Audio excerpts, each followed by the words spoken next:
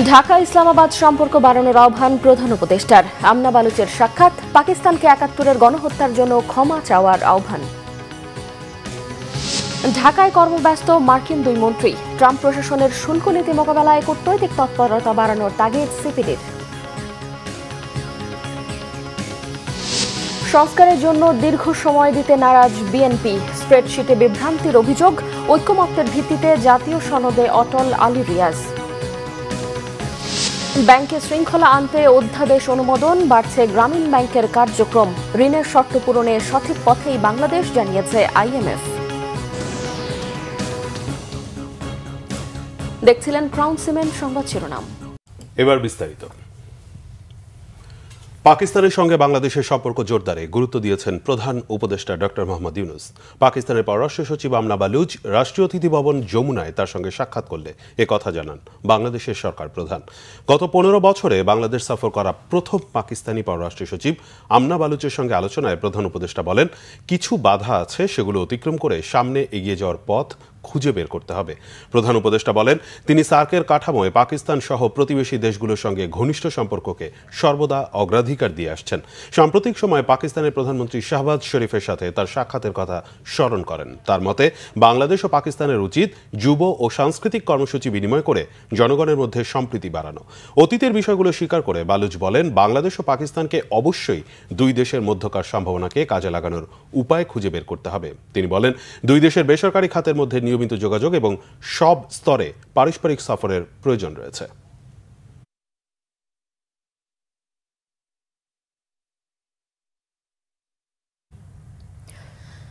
বাংলাদেশ পাকিস্তান পররাষ্ট্র সচিব পর্যায়ের বৈঠকে ৭১-এর গণহত্যার জন্য পাকিস্তানকে ক্ষমা চাওয়ার দাবি জানিয়েছে Dhaka.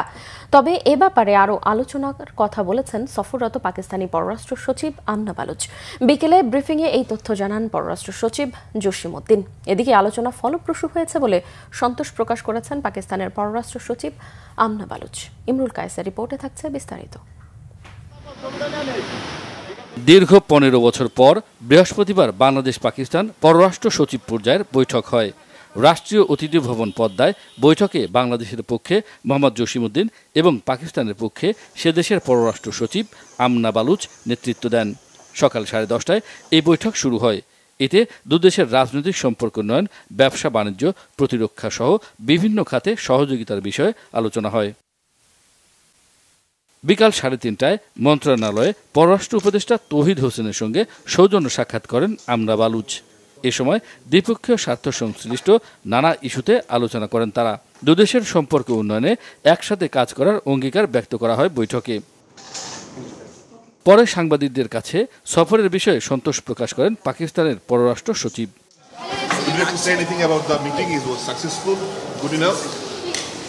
I'm happy to be in Dhaka. Thank you. That's it? Nothing more? How was your shopping yesterday? Lovely. সন্ধ্যায় বাংলাদেশ পাকিস্তান পররাষ্ট্র সচিব পর্যায়ের বৈঠক এবং দ্বিপক্ষীয় সম্পর্কের সার্বিক বিষয় নিয়ে সাংবাদিকদের ব্রিফ করেন পররাষ্ট্র সচিব মোহাম্মদ জসিমউদ্দিন। জানান, দুদেশের অমীমাংসিত বিষয়গুলো নিয়ে আলোচনা হয়েছে বৈঠকে। 1971 সালে পাকিস্তানের তৎকালীন সশস্ত্র বাহিনী কর্তৃক সংঘটিত গণহত্যার জন্য আনুষ্ঠানিকভাবে ক্ষমা চাওয়া। তারা সেটা বলেছেন যে এই বিষয়টা নিয়ে তারা দে রিমেইন এঙ্গেজড, এই বিষয়গুলো নিয়ে আলোচনায় ওনারা থাকবেন সামনের বৈঠকে। আমাদের লক্ষ্যই ছিল এই জিনিসটা ফ্ল্যাগ করা, তাদের নজরে আনা এবং আমাদের প্রত্যাশার সামনে যে সমস্ত এঙ্গেজমেন্ট হবে, যে সমস্ত বৈঠক হবে, সেগুলোতে আমরা এই বিষয়টা হয়তো সুনির্দিষ্টভাবে আলোচনা করার একটা সুযোগ পাবো। আটকে পড়া পাকিস্তানিদের প্রত্যাবাসন, অবিভাজিত সম্পদে বাংলাদেশের ন্যায্য হিস্সা প্রদান। Former deputy chairman of planning commission বাংলাদেশের, তার একটা হিসাব অনুযায়ী $4,000 মিলিয়ন আর আরেকটা হিসেবে বলা আছে 4.32 বিলিয়ন। আমরা আজকের আলোচনায় এই ফিগারটাই বলেছি। এটা একটা। আরেকটা হচ্ছে যে 1970 সালে নভেম্বরে যে ভয়াবহ ঘূর্ণিঝড় হয়, সেখানে বিভিন্ন বিদেশি রাষ্ট্র এবং এজেন্সি $200 মিলিয়ন সমপরিমাণ অর্থ দান করেছিল। সেটারও আমরা এই বৈঠকে হিস্সা চেয়েছি। বাংলাদেশের সাথে পাকিস্তানের সম্পর্ক এখন যে জায়গায় দাঁড়িয়েছে, সাম্প্রতিককালে উচ্চ পর্যায়ে যোগাযোগ এবং বিভিন্ন ক্ষেত্রে আমাদের যে সহযোগিতার কারণে, সেটিকে একটা শক্ত ভিত্তির উপর দাঁড় করাতে গেলে আমাদেরকে এই অমীমাংসিত বিষয়গুলো মীমাংসা আসল প্রয়োজন। জসিমউদ্দিন জানান দুদেশের সম্পর্কের স্থবিরতা কাটানোর উপর জোর দিয়েছেন দুই শীর্ষ কূটনীতিক। এই যে স্থবির যে সম্পর্ক, সেই সম্পর্কটাকে স্বাভাবিক করার চেষ্টা করছি এবং সেটা আমরা সম্পূর্ণরূপে আমাদের যে জাতীয় স্বার্থ, সেই জাতীয় স্বার্থের কথা মাথায় রেখেই আমরা করছি। আমরা পাকিস্তানের সাথে যেভাবে এঙ্গেজ হচ্ছি সেটার ফাউন্ডেশন হচ্ছে মিউচুয়াল রেসপেক্ট, পরস্পরের প্রতি শ্রদ্ধা এবং মিউচুয়াল বেনিফিট। আমরা আমাদের যে লাভ সেটা আমরা দেখছি, কাজে এটা কোনোভাবেই একটা দেশের দিকে ঝোঁকার বিষয় নয়। দুদিনের সফরে এ মাসের ২৭ তারিখ বাংলাদেশে আসবেন পাকিস্তানের উপপ্রধানমন্ত্রী ও পররাষ্ট্রমন্ত্রী ইসহাক দার। খুব শীঘ্রই দুই দেশের মধ্যে সরাসরি ফ্লাইট চালু করা সম্ভব হবে। ইমরুল কায়েস, বাংলাভিশন, ঢাকা। পারস্পরিক সহযোগিতার সফররত মার্কিন উপসহকারী পররাষ্ট্রমন্ত্রীদের সাথে নির্বাচন নিয়ে আলোচনা হয়েছে বলে জানিয়েছেন পররাষ্ট্র সচিব মোহাম্মদ জসিমউদ্দিন। সংস্কার, বাণিজ্য ঘাটতি, শুল্ক, রোহিঙ্গা সহ বিভিন্ন বিষয়ে তাদের সাথে আলোচনা হয়েছে বলে জানান তিনি। বলেন, আরোপিত শুল্ক প্রত্যাহারে কি করতে হবে সে বিষয়ে পরামর্শ দিয়েছেন তারা। আহমেদ সরোয়ারের রিপোর্ট। সফরের দ্বিতীয় দিনে পররাষ্ট্র উপদেষ্টা মোহাম্মদ তৌহিদ হোসেনের সাথে সৌজন্য সাক্ষাৎ করেছেন যুক্তরাষ্ট্রের দক্ষিণ ও মধ্য এশিয়া বিষয়ক ব্যুরোর উপসহকারী পররাষ্ট্রমন্ত্রী নিকোল এন চুলিক এবং পূর্ব এশিয়া ও প্রশান্ত মহাসাগরীয় বিষয়ক ব্যুরোর উপসহকারী পররাষ্ট্রমন্ত্রী অ্যান্ড্রু হেরাপ। এ সময় তারা বাংলাদেশ যুক্তরাষ্ট্র দ্বিপাক্ষীয় সম্পর্কের নানা বিষয় নিয়ে আলোচনা করেন। এর আগে পররাষ্ট্র সচিব মোহাম্মদ জসিমউদ্দিন এবং পররাষ্ট্র মন্ত্রণালয়ের উত্তর আমেরিকা অনুবিভাগের মহাপরিচালক জাহিদুল ইসলামের সাথে বৈঠক করেন তারা। বৈঠকের বিষয়ে ব্রিফিংয়ে পররাষ্ট্র সচিব মোহাম্মদ জসিমউদ্দিন জানান, আগামী নির্বাচন ও চলমান সংস্কার নিয়ে জানতে চেয়েছে মার্কিন প্রতিনিধি দল। আমাদের এই সরকারের যে চলমান সংস্কার কার্যক্রম সেটা নিয়ে কথা বলেছি, সামনে যে নির্বাচন সেই নির্বাচন নিয়ে কথা বলেছি। নির্বাচন নিয়ে সাধারণ আলোচনা, যে নির্বাচনের ডিটেলস নিয়ে কোনো আলোচনা হয় নাই, কিন্তু তারা এটা বলেছেন যে তারা রাজনৈতিক দলগুলোর সাথে তাদের বৈঠক হয়েছে। রোহিঙ্গা প্রত্যাবাসন ও তাদের সহায়তার বিষয়টি বৈঠকে গুরুত্ব পায় বলেও জানান পররাষ্ট্র সচিব। বিশেষ করে স্থান পেয়েছে রোহিঙ্গা প্রত্যাবাসন। আগামী সেপ্টেম্বরে নিউ ইয়র্কে আপনারা জানেন যে রোহিঙ্গা বিষয়ে একটা উচ্চ পর্যায়ের সম্মেলন অনুষ্ঠিত হওয়ার কথা রয়েছে এবং এই রোহিঙ্গা প্রত্যাবাসনে আমরা তাদের রাজনৈতিক এবং মানবিক সহায়তা অব্যাহত রাখার জন্য অনুরোধ জানিয়েছি। আহমেদ সরওয়ার, বাংলাভিশন, ঢাকা। বাংলাদেশের গণতান্ত্রিক ব্যবস্থা সুসংহত ও সংস্কার প্রক্রিয়া নিয়ে কাজ করতে আগ্রহী ইউরোপীয় ইউনিয়ন। পররাষ্ট্র মন্ত্রণালয় ইউরোপীয় ইউনিয়ন অনুবিভাগের মহাপরিচালক মোহাম্মদ আবুল হাসান মৃধার সাথে বৈঠকের পর এমনটাই জানিয়েছেন ঢাকায় ইউরোপীয় ইউনিয়নের রাষ্ট্রদূত মাইকেল মিলার। এ সময় তিনি বলেন, প্রধান উপদেষ্টার বেলজিয়াম সফর নিশ্চিতেও কাজ করছে ২৭টি দেশের এই জোট।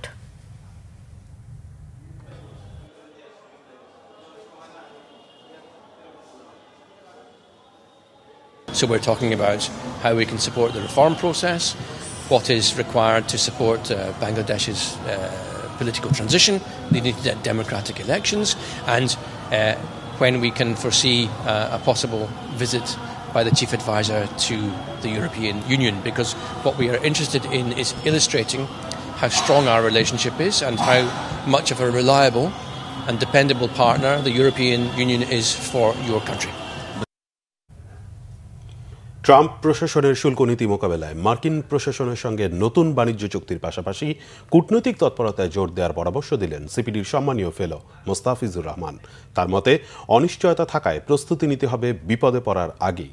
সিপিডি আয়োজিত সেমিনারে বক্তারা বলেন, মার্কিন শুল্ক নীতি শুধু বাংলাদেশ নয়, পুরো বিশ্ব অর্থনীতিকেই দুষ্টচক্রের মধ্যে ফেলবে। শ্রমিকদের জীবনেও পড়বে নেতিবাচক প্রভাব। গোলাম মইনুল হাসানের রিপোর্ট। চলতি মাসের ২ এপ্রিল ট্রাম্প প্রশাসন নতুন শিল্পনীতি ঘোষণা করে। এতে বিশ্ব অর্থনীতি নতুন এক সমীকরণের মধ্যে পড়ে। তৈরি পোশাকের বড় গন্তব্য মার্কিন বাজার হয়, এটি বাংলাদেশের জন্য বড় দুশ্চিন্তা। যদিও বিভিন্ন দেশের আবেদনের প্রেক্ষিতে ৩ মাসের জন্য স্থগিত রয়েছে শুল্ক নীতি, তবে নির্দিষ্ট সময় পর ট্রাম্প কি করবেন তা কারোই ধারণার মধ্যে নেই। এমন প্রেক্ষাপটে রাজধানী হোটেলে ট্রাম্পের পাল্টা শুল্কে বাংলাদেশের প্রভাব ও প্রতিক্রিয়া নিয়ে সংলাপের আয়োজন করে সিপিডি। এটা আনপ্রেডিক্টেবল এখনো, কিন্তু অলরেডি আমরা কিন্তু দেখছি যে ব্র্যান্ডস বায়াররা তাদের স্ট্র্যাটেজি ঠিক করার কথা চেষ্টা করছে যে এই 90 ডেজের পজের পরে কোন দিকে এটা যেতে পারে। সুতরাং এটা পুরোটাই কিন্তু সারা পৃথিবীর জন্য খুবই একটা নেগেটিভ একটা মেসেজ দিচ্ছে। পোশাক মালিকরা বলছেন, ট্রাম্পের শুল্ক নীতি পুরোটাই অনিশ্চিত প্রক্রিয়া, তবে সাহস না হারিয়ে আলোচনা চালিয়ে যেতে হবে। যারা আমরা রপ্তানিকারক, আমাদের মনোবলটা ধরে রাখা দরকার। আমাদের নেগোসিয়েশন স্কিল, যেমন আমাদের এই 90 দিনের পরের যে নেগোসিয়েশনটা হবে, সেই নেগোসিয়েশনটা আমরা কিভাবে করব, সেই ক্ষেত্রে আমার মনে হয় যে বাইরের সঙ্গে খুব স্ট্রেট কাট একটা এগ্রিমেন্ট থাকা দরকার, যে ডিউটি বাড়লে কি হবে, ডিউটি কমলে কি হবে, একটা এগ্রিমেন্ট আমার ক্যাপাসিটি অনুযায়ী যাতে আমি সেই এগ্রিমেন্টটা করি। কারণ এইটা দুষ্ট চক্রের মতো প্রভাব যেমন বাণিজ্যের মধ্যে ফেলতেছে, দ্রব্যমূল্য বাড়বে এবং এটার একটা সরাসরি প্রভাব পড়বে শ্রমিকদের উপরে, এবং আমাদের মতো দেশে যেমন শ্রমিকদের উপরে পড়বে, তেমনি যুক্তরাষ্ট্রের যারা ভোক্তা আছেন তাদের উপরেও পড়বে এটার প্রভাব। এবং ইতিমধ্যেই আমাদের দেশের অর্থনৈতিক অবস্থা যা, মূল্যস্ফীতি এবং দ্রব্যমূল্যর বাজার যে অবস্থার মধ্যে আছে, সেখানে আমাদের দেশের শ্রমজীবীদের মজুরি, তাদের জীবনযাত্রা, সেসব নিয়ে আমরা ভীষণ রকম উদ্বেগের মধ্যে আছি। নিজেদের যে প্রতিযোগিতার সক্ষমতা আছে তার মধ্যে থেকে ইউরোপীয় ইউনিয়নের বাজার বড় করার চেষ্টা করা উচিত বলে মনে করেন আলোচকরা। গোলাম মইনুল হাসান, বাংলা ভিশন, ঢাকা। স্প্রেডশিট পাঠিয়ে বিএনপিকে বিভ্রান্ত করছে ঐক্যমত্য কমিশন, এমন অভিযোগ বিএনপি নেতাদের। তারা বলেন, সংস্কারে এত বেশি সময় নেওয়া যাবে না যাতে মানুষের পরিবর্তনের আকাঙ্ক্ষাই নষ্ট হয়ে যায়। সকালে জাতীয় সংসদ ভবনে জাতীয় ঐক্যমত্য কমিশনের সাথে বৈঠকে বিএনপি নেতারা এসব কথা বলেন। ঐক্যমত্য কমিশনের সহ সভাপতি ডক্টর আলী রিয়াজ জানিয়েছেন, রাজনৈতিক দলগুলোর সাথে ঐক্যমত্যের ভিত্তিতে জাতীয় সনদ গঠন করতে চায় কমিশন। রাষ্ট্র সংস্কারে অন্তর্বর্তীকালীন সরকার সংবিধান, নির্বাচন, জনপ্রশাসন সহ 11টি সংস্কার কমিশন গঠন করে। প্রতিটি বিষয়ে সংস্কার চেয়ে রাজনৈতিক দল ও নাগরিকদের কাছে প্রস্তাবনা চেয়েছিল কমিশনগুলো। সংস্কার প্রস্তাব জমার পরপরই শুরু হয় রাজনৈতিক দলগুলোর সাথে জাতীয় ঐক্যমত্য কমিশনের ধারাবাহিক বৈঠক। বৃহস্পতিবার সকালে জাতীয় সংসদের এলডি হলে ঐক্যমত্য কমিশনের সাথে আলোচনায় বসে বিএনপির স্থায়ী কমিটির সদস্য সালাউদ্দিন আহমেদের নেতৃত্বে 5 সদস্যের একটি প্রতিনিধি দল। আলোচনার শুরুতে কথা বলেন জাতীয় ঐক্যমত্য কমিশন ও বিএনপির প্রতিনিধিরা। কমিশনের সহসভাপতি ডক্টর আলী রিয়াজ জানান, রাজনৈতিক দলগুলোর সাথে ঐক্যের ভিত্তিতে জাতীয় সনদ গঠন করতে চায় কমিশন। আমাদের লক্ষ্য হচ্ছে একটি জাতীয় সনদ তৈরি করা, যাতে করে আমরা বাংলাদেশে একটি স্থায়ী গণতান্ত্রিক ব্যবস্থা প্রতিষ্ঠা করতে পারি। বারবার আমরা দেখেছি যে গণতন্ত্র কেবল হোঁচট খেয়েছে তা নয়, একটি ব্যক্তিতান্ত্রিক স্বৈরতন্ত্র প্রতিষ্ঠিত হয়েছিল এই দেশে। বৈঠকের শুরুতে বিএনপির পক্ষে কথা বলেন জাতীয় স্থায়ী কমিটির সদস্য নজরুল ইসলাম খান। দাবি করেন, দেশের সবচেয়ে বেশি সংস্কার হয়েছে বিএনপির শাসনামলে। খুব বেশি ভালো করার জন্য যেন আমরা এত সময় না নিই, যাতে মানুষের পরিবর্তনের যে আকাঙ্ক্ষা সেটা স্থিমিত হয়ে যায়। পরে বৈঠকের সারসংক্ষেপ নিয়ে গণমাধ্যমে কথা বলেন দলটির স্থায়ী কমিটির সদস্য সালাউদ্দিন আহমেদ। স্প্রেডশিটের সাথে বিস্তারিত বিষয়গুলোর অনেক জায়গায় ফারাক রয়েছে বলে অভিযোগ তার। যে সমস্ত বিষয়ে হ্যাঁ না জবাবের জন্য যে শিট দিয়েছিল ওখানে উল্লেখ আছে, সেখানে আমরা বিস্তারিত রিপোর্টে গিয়ে দেখলাম বিস্তর ফারাক। যেগুলো আমরা বিচার বিভাগের স্বাধীনতা নিশ্চিত করার জন্য প্রযুক্তি বিবেচনা করব, অবশ্যই সেগুলো আমরা ঐক্যমতের ভিত্তিতে গ্রহণ করব। আমরা এটা চাই, বিচার বিভাগের স্বাধীনতা, কিন্তু প্রক্রিয়াটা যেন আইনানুগ হয়, প্রক্রিয়াটা যেন সাংবিধানিক পদ্ধতিতে হয়। ওবায়দুল্লাহ মামুন, বাংলা ভিশন, ঢাকা। নির্বাচনের বিকল্প হিসেবে সংস্কারের কথা কেন বলা হচ্ছে, এ নিয়ে প্রশ্ন তুলেছেন বিএনপির সিনিয়র যুগ্ম মহাসচিব রুহুল কবির রিজভী। এখনও কেন ন্যায় বিচার ও ভোটাধিকার নিয়ে কথা বলতে হচ্ছে, এমন প্রশ্নও তার। বিএনপি নেতা এম ইলিয়াস আলীর সন্ধানে দোয়া মাহফিলের আয়োজন করা হয় বিএনপির কেন্দ্রীয় কার্যালয়। এ সময় রুহুল কবির রিজভী বলেন, গত 15 বছর সংগ্রামের পর ছাত্র জনতার আন্দোলনে বিদায় নিয়েছে শেখ হাসিনা। এখন দেশের মানুষ ভোট চায়। রাষ্ট্র সংস্কারের জন্য বিভিন্ন কমিশন গঠন করা হয়েছে, এগুলো চলমান প্রক্রিয়া। বিএনপি সংস্কারের পক্ষে জানিয়ে রুহুল কবির রিজভী বলেন, নির্বাচনের সুনির্দিষ্ট রোডম্যাপ জরুরি। গত 8 মাসেও বিএনপি নেতাকর্মীদের নামে দায়ের করা 60 লাখ মামলা প্রত্যাহার না করা নিয়েও প্রশ্ন তোলেন দলের সিনিয়র যুগ্ম মহাসচিব।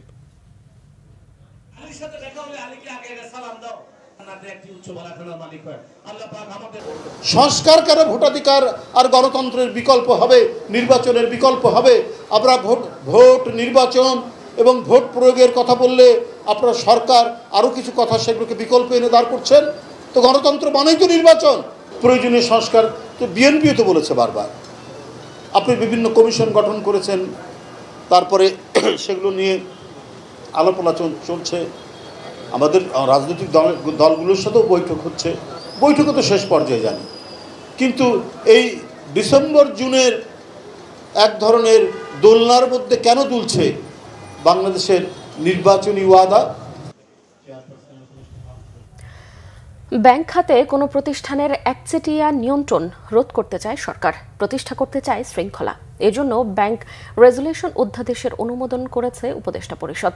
এছাড়াও অর্থনৈতিক অপরাধের সাথে জড়িতদের বিচারের আওতায় আনতে একটি কমিটি গঠনের সিদ্ধান্তও নিয়েছে উপদেষ্টা পরিষদ। এছাড়াও মামলা দায়ের হলে অভিযুক্তকে সমন সহ অন্যান্য তথ্য ডিজিটাল মাধ্যমে পাঠানোর বিধান রেখে আইনের গুরুত্বপূর্ণ সংস্কারের নীতিগত অনুমোদন দেওয়া হয়েছে। রকুনুজ্জামানের রিপোর্ট। বিগত সরকারের আমলে দেশের ব্যাংকিং খাতে চরম নৈরাজ্য দেখা দেয়। দু একটি গ্রুপের কবজায় চলে যায় দেশের বেশিরভাগ ব্যাংকের নিয়ন্ত্রণ। অভিযোগ উঠে ইচ্ছামতো ব্যাংকের টাকা ঋণ হিসেবে নিয়ে আত্মসাতের। বর্তমান সরকার যেসব খাতে সংস্কার করছে তার মধ্যে অন্যতম গুরুত্বপূর্ণ হচ্ছে অর্থনীতি, বিশেষ করে ব্যাংক খাত। বৃহস্পতিবার প্রধান উপদেষ্টার তেজগাঁওয়ের কার্যালয়ে ব্যাংকিং খাতের শৃঙ্খলা ফেরাতে ব্যাংক রেজুলেশন অধ্যাদেশের অনুমোদন দেয় উপদেষ্টা পরিষদ। এছাড়া অর্থনৈতিক অপরাধের সাথে জড়িতদের বিচারের আওতায় আনতে কমিটি গঠন সহ বেশ কয়েকটি গুরুত্বপূর্ণ সিদ্ধান্ত হয়। পরে রাজধানীর ফরেন সার্ভিস একাডেমিতে বৈঠকে নেওয়া সিদ্ধান্তগুলো নিয়ে ব্রিফিংয়ে পরিবেশ উপদেষ্টা সৈয়দা রিজওয়ানা হাসান দাবি করেন, সরকারের পদক্ষেপে ব্যাংক খাতে শৃঙ্খলা ফিরবে, রক্ষিত হবে সাধারণ আমানতকারীদের স্বার্থ। একটা শিল্প গোষ্ঠী কর্তৃক কিভাবে কয়েকটা ব্যাংকের উপর একচ্ছত্র নিয়ন্ত্রণ প্রতিষ্ঠা করে কত টাকা এই দেশ থেকে সরিয়ে নেওয়া হয়েছে এবং তহবিল তছরূপ করা হয়েছে, ওই জিনিসটা ভবিষ্যতে যাতে আর না হতে পারে সেজন্য কর্পোরেট সেক্টরে, ব্যাংকিং সেক্টরে শৃঙ্খলা আনার জন্য, জবাবদিহিতা আনার জন্য, আমানতকারীদের স্বার্থ সংরক্ষণের জন্য এই ব্যাংক রেজুলেশন অধ্যাদেশ আজকে আমরা পাশ করেছি। রাজস্ব নীতি ও রাজস্ব ব্যবস্থাপনা অধ্যাদেশে আমরা দুইটা কাজকে আলাদা করছি। একটা কাজ হচ্ছে যারা রাজস্ব সংক্রান্ত নীতি প্রণয়ন করবেন, আরেকটা কাজ হচ্ছে যারা এই নীতিটা বাস্তবায়ন করবেন। গ্রামীণ ব্যাংকের কার্যক্রম বাড়ানোর সিদ্ধান্তও নেয় উপদেষ্টা পরিষদ। আগে গ্রামীণ ব্যাংক শুধুমাত্র ভূমিহীনদের জন্য কাজ করত, এখন বিত্তহীনদের একটা সংজ্ঞা সংযোজন করা হয়েছে। ইউনিয়ন পরিষদের পরিসর থেকে বের হয়ে সিটি কর্পোরেশন, পৌরসভাকে অন্তর্ভুক্ত করা হয়েছে এবং বোর্ডের ক্ষেত্রে বলা হয়েছে যে যারা এটার বেনিফিশিয়ারি তাদের মধ্য থেকে 9 জন নির্বাচিত হয়ে আসবেন। এই 9 জনের মধ্য থেকে আবার 3 জন মনোনীত হবে এবং তাদের মধ্য থেকেই একজন চেয়ারম্যান নিযুক্ত হবে। এখানে আরেকটা বিষয় এসছে, তা হচ্ছে পরিশোধিত মূলধন। আগে ছিল সরকার 25% আর যারা বেনিফিশিয়ারি তারা 75%, এখন হয়ে গেছে 10% এবং 90%। অভিন্ন পানি বন্টন নিয়ে 1992 সালের আন্তর্জাতিক কনভেনশনে দক্ষিণ এশিয়ার প্রথম দেশ হিসাবে স্বাক্ষর করার সিদ্ধান্তও নিয়েছে বাংলাদেশ। রকুনুজ্জামান, বাংলাভিশন, ঢাকা। ঋণের শর্ত পূরণের অগ্রগতিতে বাংলাদেশ সঠিক পথেই রয়েছে বলে জানিয়েছেন বাংলাদেশ সফররত IMF এর মিশন প্রধান ক্রিস পাপাজারজিও। তবে রাজস্ব পরিস্থিতি ও বৈদেশিক মুদ্রার বিনিময় হার বাজারমুখী করা সহ কিছু জটিলতায় আগামী জুনে চতুর্থ এবং পঞ্চম কিস্তির অর্থ পাওয়া যাবে কিনা তা নিশ্চিত করে কিছু জানাননি তিনি। বৃহস্পতিবার বিকেলে ঋণের শর্ত পর্যালোচনা বিষয়ক এক ব্রিফিংয়ে তথ্য জানান তিনি। পাপাজর্জিও জানান, বাংলাদেশের অর্থনীতিতে এখনও বেশ কিছু চ্যালেঞ্জ রয়েছে। দেশের রাজস্ব আহরণ পরিস্থিতি এখনও কাঙ্ক্ষিত নয়। অন্যান্য উন্নয়নশীল দেশ জিডিপির অনুপাতে 15%-এর বেশি কর আদায় করলেও বাংলাদেশের কর জিডিপির অনুপাত এখনও 8% আটকে আছে। তবে বৈদেশিক মুদ্রার রিজার্ভ বাড়তে থাকা ও খেলাপি ঋণ উদ্ধারে পদক্ষেপ ইতিবাচক। মুদ্রার বিনিময় হার একেবারে বাজার ভিত্তিক না করলে অন্তত 2-1 বছরের জন্য ক্রলিং পেগ চালু রাখার পরামর্শ দেন তিনি। ঋণ প্রাপ্তির বিষয়ে আরও আলোচনা হবে জানালেও জুনের বোর্ড মিটিংয়ে বাংলাদেশের ঋণ অনুমোদন হবে কিনা সে বিষয়ে স্পষ্ট করে কিছু জানাননি IMF প্রতিনিধিরা। জামায়াতে ইসলামের আমির ডক্টর শফিকুর রহমান বলেছেন, সংস্কার ও বিচার নিশ্চিত করেই নির্বাচন দিতে হবে, তবে অতিরিক্ত সময় যেন না নেয় এ বিষয়ে লক্ষ্য রাখতে হবে। ইউরোপ সফর শেষে রাজধানীতে মিট দ্য প্রেস অনুষ্ঠানে জামায়াতের আমির বলেন, প্রয়োজনীয় সংস্কার ও গুরুত্বপূর্ণ শর্তগুলো পূরণ না হলে নির্বাচনের তারিখ মার্চ-ফেব্রুয়ারি কোনো কিছুই ঠিক থাকবে না। 3টি ম্যান্ডেটরি দাবি পূরণ হলেই আগামী রোজার আগে নির্বাচন হতে পারে। জামায়াতের পক্ষ থেকে 41টি সংস্কারের প্রস্তাব দেওয়া হয়েছে জানিয়ে তিনি বলেন, এর মধ্যে জোর দেওয়া হয়েছে মাত্র 6টি বাস্তবায়নের উপর। ডক্টর শফিকুর রহমান বলেন, ইউরোপের প্রতিনিধিরা জানতে চেয়েছেন নির্বাচন কখন হবে, কিভাবে হবে। তাদের জানানো হয়েছে দৃশ্যমান ও গ্রহণযোগ্য মৌলিক সংস্কার, জুলাই অভ্যুত্থানের খুনিদের বিচার এবং রাজনৈতিক দলগুলোর মধ্যে আস্থার পরিবেশ সৃষ্টি হতে হবে।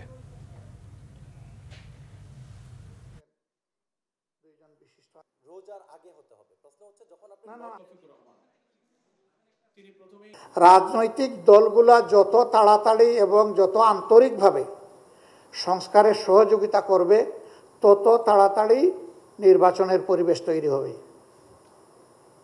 এই সংস্কারে যদি সহযোগিতার ঘাটতি থাকে কিংবা সংস্কার যদি না হয়, তাহলে দেশের মানুষের যে আকাঙ্ক্ষা, যে প্রত্যাশা, যে দাবি, যে সংস্কারের মধ্য দিয়ে নির্বাচনের সুষ্ঠু পরিবেশ তৈরি করা হোক, সে দাবি পূরণ না হওয়ার কারণে নির্বাচন অনিশ্চিত হয়ে পড়বে এবং তার দায় রাজনৈতিক দলগুলোকে নিতে হবে।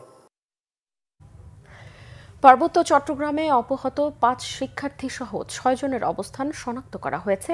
তাদের উদ্ধারে অভিযান অব্যাহত রয়েছে। আইন শৃঙ্খলা নিয়ে সেনা সদরে এক ব্রিফিংয়ে এই কথা জানান মিলিটারি অপারেশনস ডাইরেক্টরেটের colonel staff colonel Mohammad Shafiqul Islam. তিনি জানান, অবস্থা বুঝে ম্যাজিস্ট্রেসি পাওয়ার ব্যবহার করে সেনাবাহিনী। রিপোর্ট সৈয়দ আব্দুল মোহিতের। বৃহস্পতিবার আইন শৃঙ্খলা নিয়ে সেনাবাহিনীর পক্ষ থেকে ব্রিফিং করা হয়। ব্রিফ করেন সেনা সদরের মিলিটারি অপারেশনস ডাইরেক্টরেটের colonel staff colonel Mohammad Shafiqul Islam. তিনি জানান, ঈদুল ফিতর, পহেলা বৈশাখ উদযাপনে যথাযথ ব্যবস্থা নেওয়ার পাশাপাশি সেনাবাহিনী গত 2 মাসে 232টি বিভিন্ন ধরনের বিশৃঙ্খল পরিস্থিতি নিয়ন্ত্রণ করেছে। এ সময় বিভিন্ন ধরনের অপরাধের সাথে সম্পৃক্ত মোট 2457 জনকে গ্রেপ্তার করে তারা। জানান, পরিস্থিতি বুঝে ম্যাজিস্ট্রেসি পাওয়ার ব্যবহার করে সেনাবাহিনী। যে 5 জনকে ধরা হয়েছে এবং তাদের অবস্থানও কিছুটা শনাক্ত করা গেছে এবং এই বিষয়ে বিশেষ অভিযান পরিচালনা করা হচ্ছে। আর এই মুহূর্তে পার্বত্য চট্টগ্রামে আমাদের যে নিরাপত্তা অবস্থা ভালো। সংবাদ সম্মেলনে জানানো হয়, কর্মসূচির নামে জঙ্গিদের বিষয়ে সতর্ক রয়েছে সেনাবাহিনী। মার্চ ফর গাজা যে বিক্ষোভ মিছিল হয়েছিল, সেখানে সেনাবাহিনী কালো পতাকাধারীদেরকে রহিত করেছে বা অবরোধ করেছে। আসলে কালো পতাকাধারী হলেই যে সে জঙ্গি, এটা কিন্তু কোনো প্রমাণ আমরা এখনো পাইনি। শুধু কালো পতাকাধারী হলেই যে সে জঙ্গি সংগঠন, এটা আসলে মনে করার কোনো কারণ নেই। তবে এ বিষয়ে সেনাবাহিনী সোচ্চার আছে। তিনি জানান, মিয়ানমার সীমান্তে আরাকান আর্মির তৎপরতার বিষয়টি দেখছে কোস্ট গার্ড ও বর্ডার গার্ড, সেনাবাহিনী অথবা আমাদের বাংলাদেশ নেভি। সৈয়দ আব্দুল মোহিত, বাংলা ভিশন, ঢাকা। পহেলা বৈশাখের আনন্দ শোভাযাত্রার মোটিফ নির্মাতা চিত্রশিল্পী মানবেন্দ্র ঘোষের বাড়িতে আগুন দেওয়ার ঘটনায় মানিকগঞ্জে 6 জনকে গ্রেফতার করা হয়েছে। এর মধ্যে এক ছাত্রলীগ নেতাও রয়েছেন। মানিকগঞ্জ সদর থানার ওসি এস.এম. আমানুল্লাহ জানান, চিত্রশিল্পীর বাড়িতে আগুন দেওয়ার ঘটনায় বুধবার রাতে মামলা হয়েছে। পরে সন্দেহভাজন হিসেবে তাদের গ্রেফতার করা হয়েছে। আটককৃতরা সবাই ছাত্রলীগের বিভিন্ন পর্যায়ের নেতাকর্মী। এদিকে এলজিইডির দুর্নীতিকাণ্ডে পিরোজপুরে জেলা হিসাবরক্ষণ কর্মকর্তা সহ 5 জনকে গ্রেফতার করেছে দুদক। দুপুরে তাদের আদালতের মাধ্যমে কারাগারে পাঠানো হয়েছে। অন্যদিকে চট্টগ্রামে ডাকাত ধরতে গিয়ে 2 পুলিশ সদস্যের উপর হামলার ঘটনায় ডাকাত দলের মূল হোতা আরিফ হোসেনকে ভোরে গ্রেফতার করেছে পুলিশ। শিক্ষা মন্ত্রণালয়ের কর্মকর্তাদের সঙ্গে দীর্ঘক্ষণ বৈঠক করেও সন্তুষ্ট হতে না পারার কথা জানিয়েছেন 6 দফা দাবিতে আন্দোলনরত পলিটেকনিক ইনস্টিটিউটের শিক্ষার্থীর প্রতিনিধি দলটি। বৃহস্পতিবার বিকেলে বৈঠকের পর দাবি আদায়ে কঠোর কর্মসূচিতে যাওয়ার ঘোষণা দিয়েছেন পলিটেকনিক শিক্ষার্থীদের প্রতিনিধি মাশফিক ইসলাম। তিনি বলেন, শিক্ষা মন্ত্রণালয়ের অতিরিক্ত সচিবের সঙ্গে বসেছিলেন তারা, কিন্তু মন্ত্রণালয়ের দৃশ্যমান কোনো পদক্ষেপ দেখা যায়নি। এই বৈঠকে শিক্ষার্থীরা সন্তুষ্ট নয় বলেও জানান মাশফিক ইসলাম। দাবি আদায়ে আন্দোলন চালিয়ে যাওয়ার ঘোষণা দেন তারা। বলেন, অন্যান্যদের সঙ্গে আলাপ করে কর্মসূচি ঘোষণা করা হবে। বৃহস্পতিবার সকাল থেকে দুপুর পর্যন্ত শিক্ষার্থীদের সঙ্গে বৈঠক করেন শিক্ষা মন্ত্রণালয়ের কর্মকর্তারা। শিক্ষা মন্ত্রণালয়ের কারিগরি ও মাদ্রাসা বিভাগের কারিগরি অনুবিভাগের অতিরিক্ত সচিব রেহানা ইয়াসমিন আলোচনায় অংশ নেন।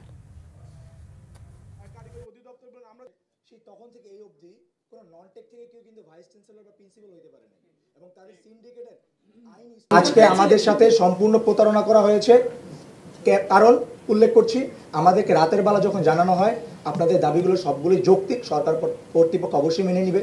আপনারা কাকে কাকে আমাদেরকে ডিজিএফআই, এসবি, এনএসআই প্রত্যেক জায়গা থেকে জানানো হয় আপনাদের দাবিগুলো যৌক্তিক, আপনাদের দাবিগুলো মেনে নেওয়া হবে। এমনকি বলা হয়েছে আপনারা যাদের যাদের সাথে বসতে চান তাদের নাম উল্লেখ করেন, আপনাদের বৈঠকের ব্যবস্থা আমরা করছি, আপনারা আমাদের সাথে নেগোসিয়েশন আসেন।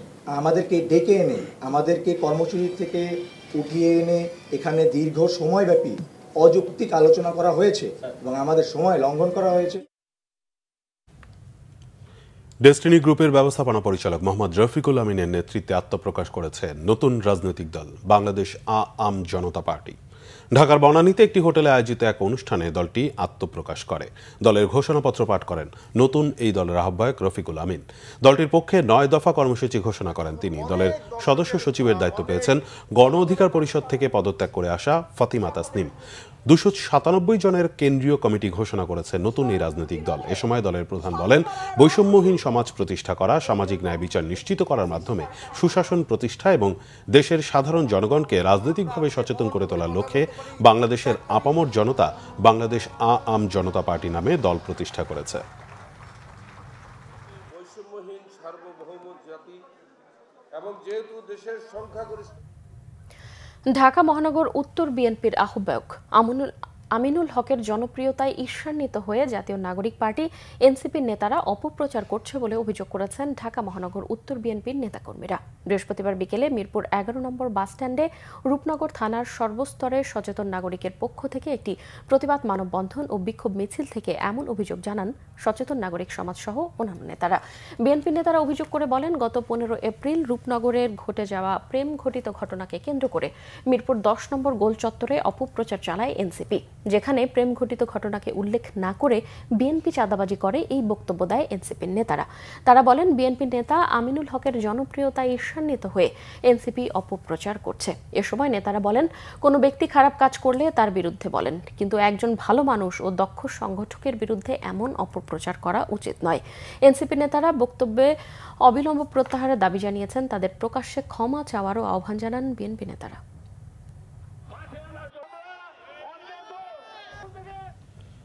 পাহাড়কন্যা বান্দরবনের প্রতিটি পাড়ায় পাড়ায় চলছে মারমাদের প্রাণের উৎসব মহাসাংগ্রাই পোয়ে।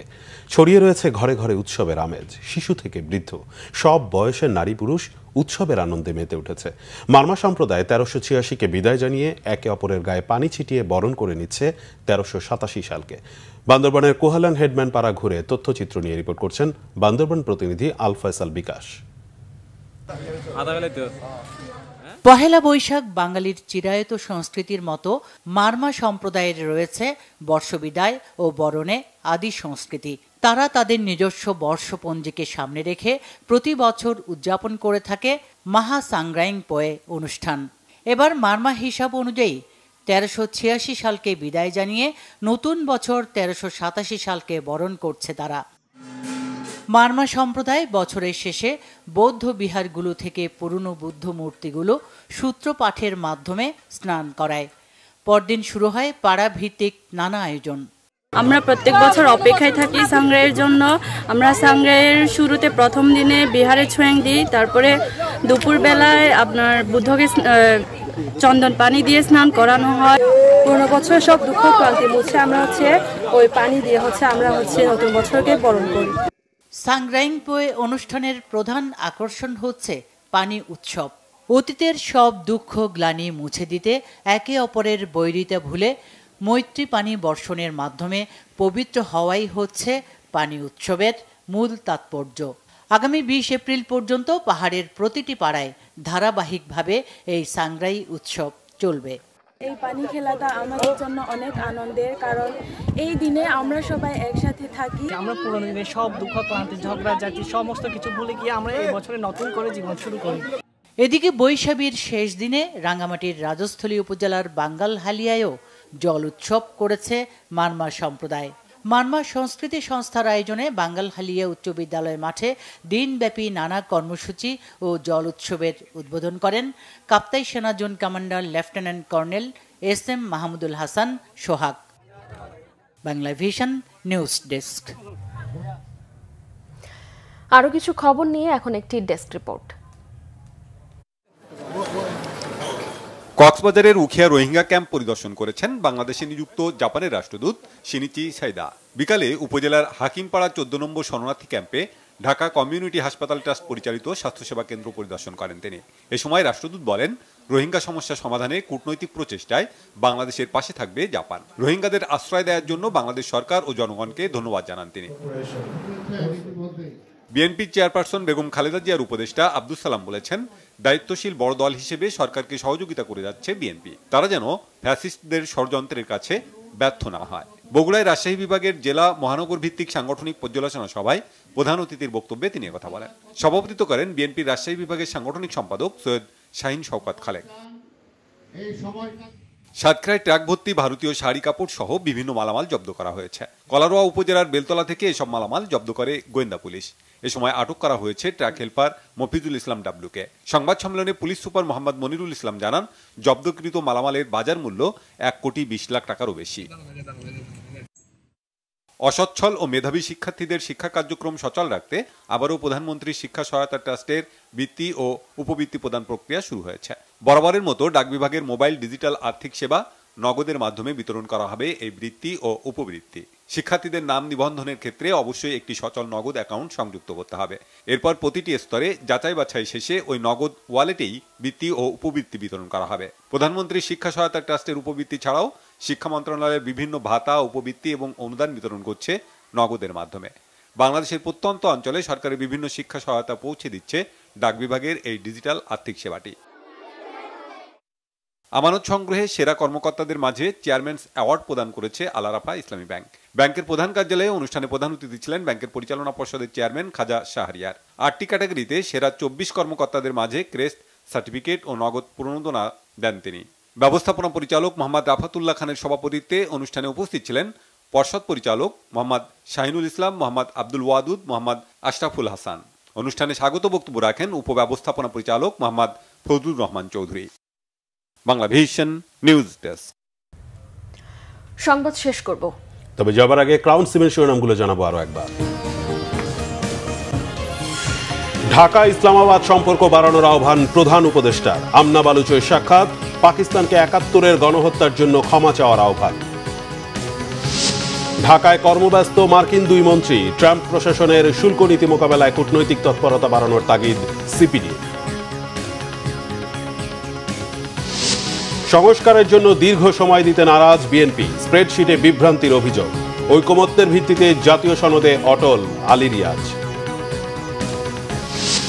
ব্যাংকে শৃঙ্খলা আনতে অধ্যাদেশ অনুমোদন, বাড়ছে গ্রামীণ ব্যাংকের কার্যক্রম। ঋণের শর্ত পূরণে সঠিক পথেই বাংলাদেশ জানিয়েছে আইএমএফ। এই ছিল এখনকার মতো। পরের সংবাদ রাত 1টায় দেখার আমন্ত্রণ রইল। এছাড়াও বাংলাদেশের সংবাদ ও সংবাদ সংশ্লিষ্ট অনুষ্ঠান দেখতে ভিজিট করুন www.bbnews24.com ও facebook.com/bangladeshiannews এবং সাবস্ক্রাইব করুন youtube.com/bangladeshiannews। এখন সঙ্গে থাকায় ধন্যবাদ সবাইকে। শুভরাত্রি। শুভরাত্রি।